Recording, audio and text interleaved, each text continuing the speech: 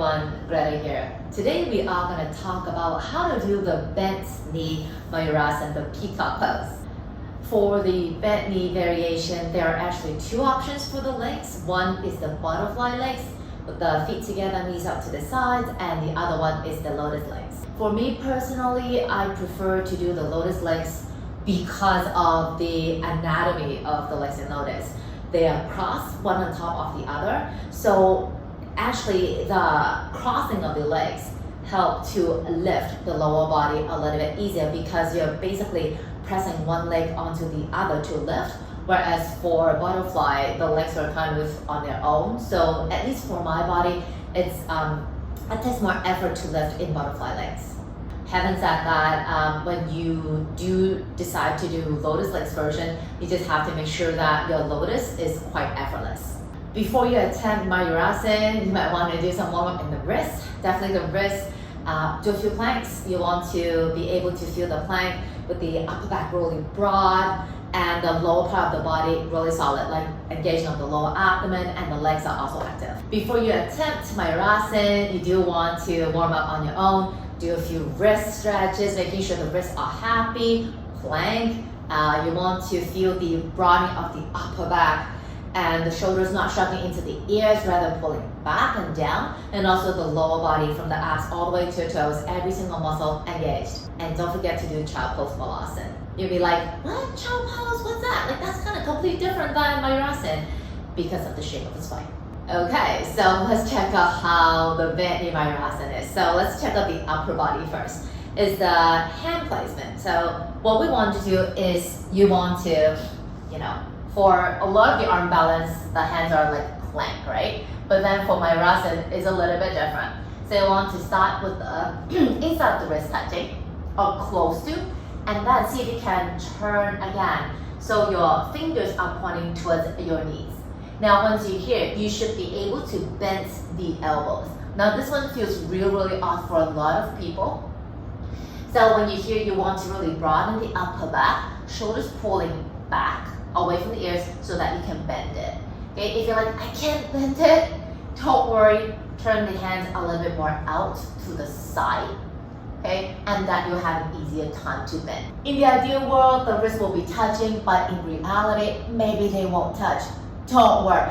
You don't want to have them too far apart from one another though. The position of the elbows will be somewhere here in this range. If you're doing bent knee today, the range will be slightly shorter, a shorter range. It would be somewhere in the stomach area to the belly button area. So it'll be right here. Okay, so if this is the mat, hands here, elbows in. Okay, you have to feel this kind of like this rounded hugging in shape, but without pulling the shoulders in. All right, shoulders down. So I'll be showing it in a butterfly. So of course it always helps if you want to do, a few moments here in butterfly just to make sure that the legs are, happy and the hips are happy. So you want to start in this shape, okay? In a kneeling shape, hero pose, and you place the hands down like that, okay? And then you need to bend the elbows.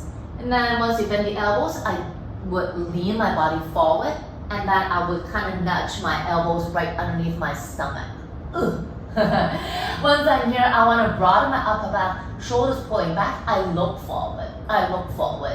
Now from here, what you're going to do is you're going to slide the upper body forward, and then the legs would fly back behind you, like so. Whoa. Not a very good idea to put stuff beside the wall, beside the knee when you do Mayurasana. So that is how you would actually get into Mayurasana. So when you're doing this inversion, the upper body is stretching forward, unfolding forward, as the lower body is lengthening towards the back. What's different about this particular arm balance is for a lot of the other arm balance poses, the body is moving in the same direction forward, like crow, flying splits like Kunyasana 2, side crow, all those things. But for this particular one, the upper body is unfolding forward, lower body unfolding to the back. So the body in the beginning is closed, and now you want to open like that. There's also another way to start is with the forehead on the floor, because when you start with the head lifting away, some people feel it's a little bit intimidating because they are afraid of face planting. Another way of approaching is by placing the head down to the floor first. Okay, notice I moved the paintings away and actually shifted the mat more out away from the wall so that I have more space. So from here, hands down, it's the same setup, but now I place the head down to the floor. It will be kind of like between the forehead and the crown of the head, around this part of the body. Okay, same thing, broaden upper back, belly hugging in, then legs slide back. I slide onto my forehead and then I lift up. It's a little bit hard to talk with the elbows sticking to the stomach. So that is the butterfly version. The other version is the lotus legs. So if you're trying to do lotus, make sure that the legs can go up quite easily. Right. Whichever leg feels natural, just do that side. It doesn't really matter. Yeah, traditionally, I mean, in the yoga world, you do both sides, but whatever. So start from sitting, okay? Now, this lifting up part might be quite scary for some people because your legs are locked. So if you do face plant, you are gonna face plant, right? Okay, so just take care. So from here, you come up, okay, hands down, same thing. You just make sure that you don't fall forward, and then from here, now you slide the chest forward at the same time. So you want to press the legs into one another to lift the hips up high.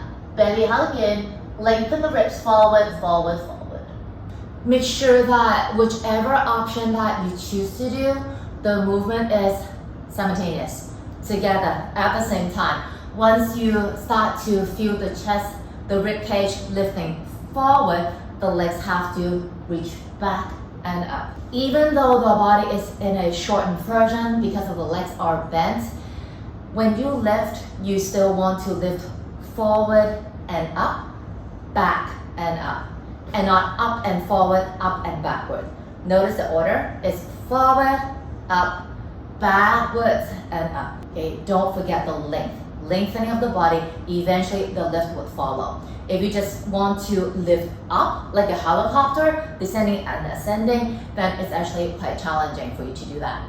That's it for my sharing for today. If you're interested in learning how to do the straight leg version, stay tuned. It will be coming up next.